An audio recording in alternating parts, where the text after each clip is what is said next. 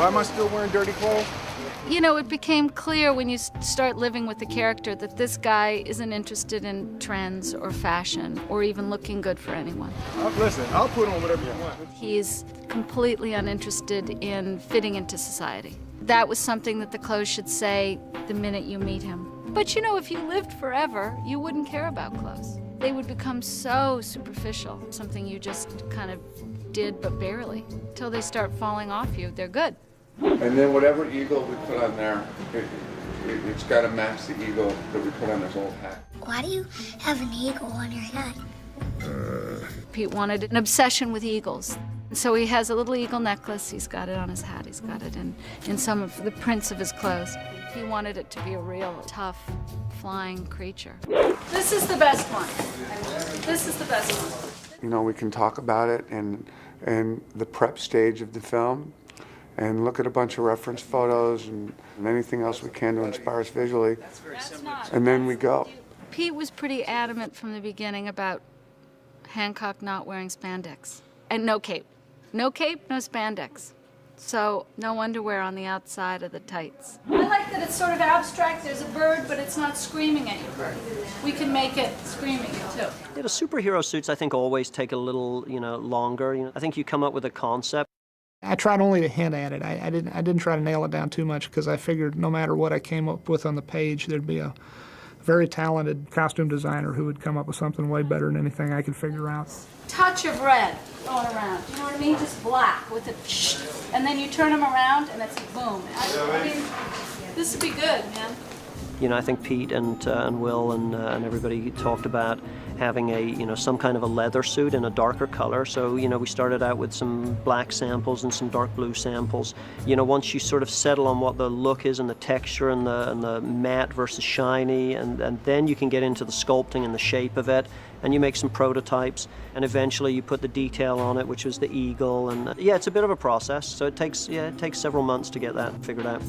That part of the process was important. A lot of that, I will say, Michael and Pete had a lot to do with the costume.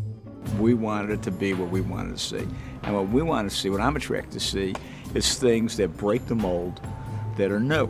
We were trying to find a superhero suit for Will that was superhero-y, but not too flashy. When they call a hero's what we're gonna give them. How are we gonna do that, Ray? I guess it sort of evolved into something that would look tough and practical, and specifically something that Ray could have made for him. For when they call. Ray, who really believes in his client with all of his heart and soul, is having Taylor make this suit for Hancock. I ain't wearing that, Ray. Yes, you are. Out of his love for his client, trying to make him lovable. I will fight crime butt-ass naked before I fight it in that, Ray. You have fought naked. We've got that. That's on YouTube. Ray convinces me to wear a costume. A little superhero, something clingy. It's not spandex, it's form fit, and there's a difference. Because, again, it's Will Smith, and let's not waste the money on not seeing the body. Because there is a premium for that. Say it one more time. It's kind of like Blue Steel, just better. Uh-huh. He convinces me that people need to see you in a costume. A police officer wears a police outfit. A doctor wears a doctor's coat. What it is that shows people your commitment to your job. All right, so I put this thing on. What?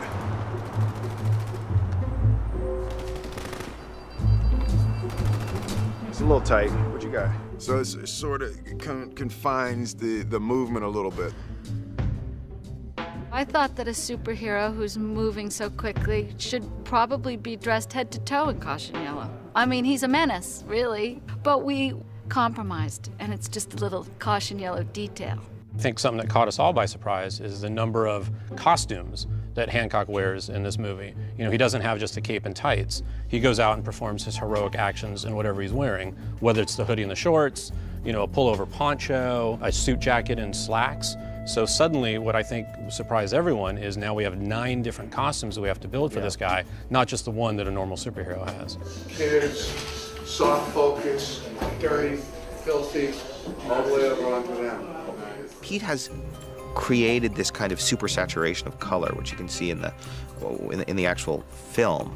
There's a kind of very naturalistic shooting tone that he's using, very handheld, which then marries a kind of slightly hyperbolic color saturation. It's a really interesting look.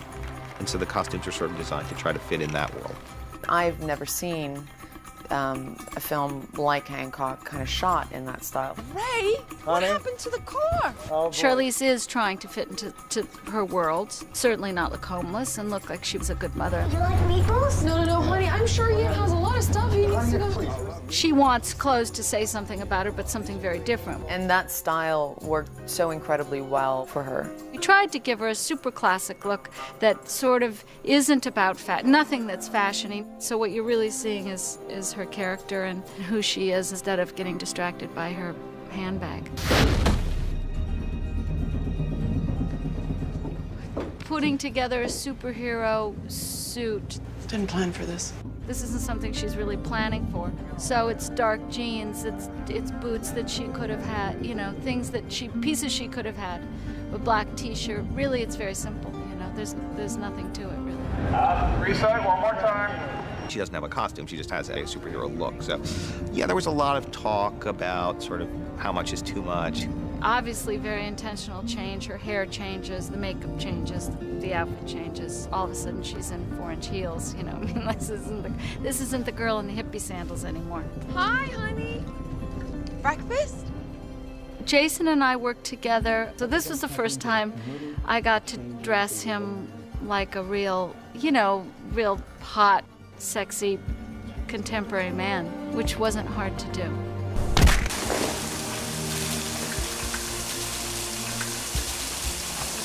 Peter wanted red to always have some red. He wanted it to be really about these characters and these pops of color. Come on! He had a red cravat, because he always wears something red. So like this hat. He's a complete egomaniac.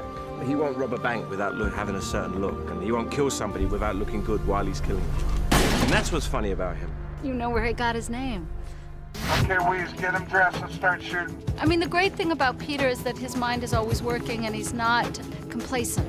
He pays attention to everything. And having a director like that is, I mean, that's gold, you know? Ooh, child, what's happening?